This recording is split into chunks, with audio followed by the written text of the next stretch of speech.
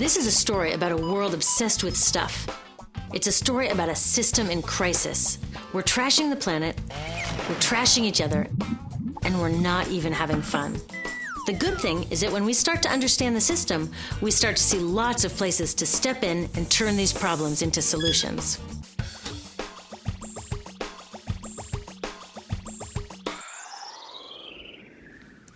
Can I tell you, I love my Pantene Pro V.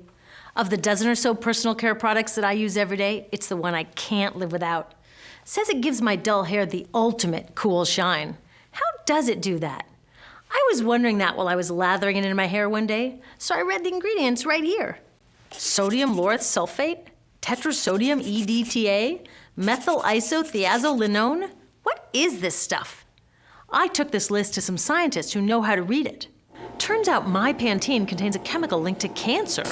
And lots of other products in my bathroom, from sunscreen to lipstick and even baby shampoo, also contain chemicals linked to cancer or other problems like learning disabilities, asthma, and even damaged sperm. Like most parents, I try to keep my family safe. But now I find out my bathroom is a minefield of toxins? What are we supposed to do? To find out the answers, we have to go back to one of the key features of our materials economy: toxics in, toxics out.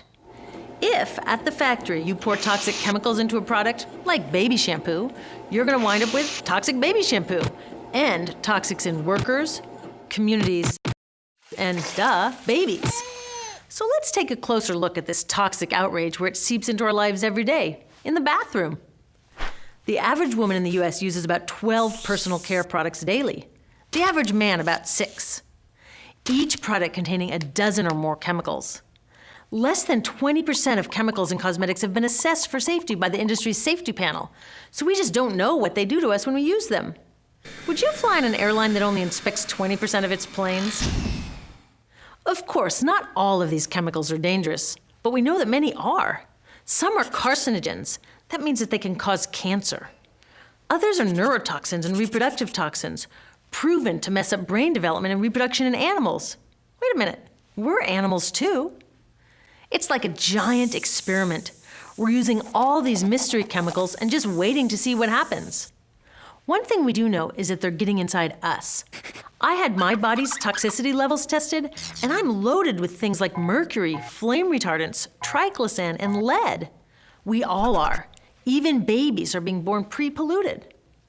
Now, I know we can't live in a lead-free world, but do we have to put lead in our lipstick? I don't know. Maybe it's my fault. Maybe I just bought the wrong thing. At the store, the choices seem endless. I can get lipstick in 49 shades, or shampoo for hair that's too dry, oily, fine, limp, or frizzy. But what about the choices that really matter? Like the choice to buy products that are safe? It turns out the important decisions don't happen when I choose to take a product off the shelf. They happen when companies and governments decide what products should go on the shelves. So who are these companies? This is Procter & Gamble. They're the ones offering me Herbal Essences, the #2 shampoo in the country. It contains toxic petrochemicals made from oil. Since when is oil an herb? On cosmetics labels, words like herbal, natural, even organic have no legal definition. That means that anybody can put anything in a bottle and call it natural, and they do. I mean, can you imagine a top seller called Petro Essences? Gross. What's even nastier are hair relaxers marketed to 5-year-olds and skin whitening creams. These are super toxic, both in their ingredients and in the message they send about what beauty is. Ooh, here's Estee Lauder offering me a chance to help find a cure for breast cancer. That's nice. But wait, they're also using chemicals linked to cancer. Don't you think the best way for Estee Lauder to fight cancer is to stop using those chemicals in the first place? So really, I get to choose between meaningless claims on a bottle.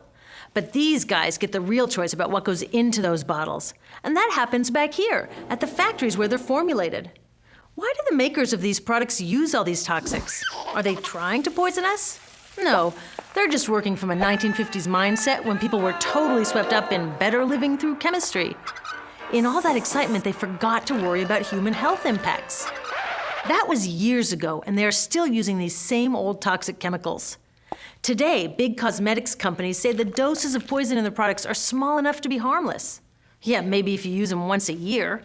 I guess they never get out and see that their products are being used and combined with other products every day. A little toxic dose under your arms, a little more on your hair, on your lips. And workers in nail and hair salons get dosed all day long.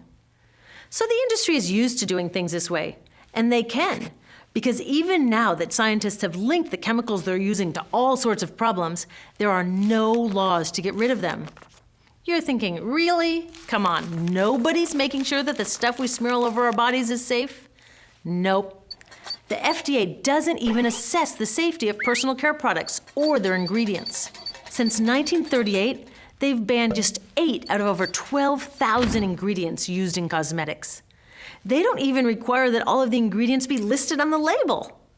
Now, this is an example where we can all agree a little more government action would be helpful. This lack of regulation leaves a huge hole that the cosmetics industry is all too happy to fill. They set up their own committee to self-police their products, and compliance with their recommendations is voluntary. So the cosmetics industry is making the rules and then deciding whether or not to follow them. So you see, it isn't our fault that these toxic products are in our bathrooms. It's a whole broken system that's ignoring the simple rule: toxics in, toxics out. But we're not helpless. There are resources online that we can use to protect ourselves by identifying the best possible choices in the store. But the real action is with people working to change the system. Because if we really want to solve this problem, we got to start here with these guys. Women, parents, workers, people all over the country are demanding that Congress pass a new law, giving FDA the power to make sure that our personal care products are safe.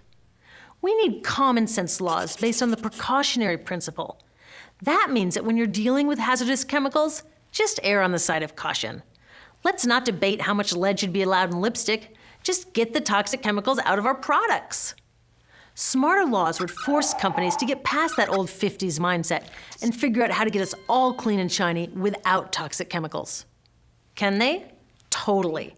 Many responsible cosmetics companies are already putting safer products on the market. Green chemists are developing substances that are designed to be safe and non-toxic in the first place. European governments have required the removal of many toxic chemicals, and companies have figured out how to comply.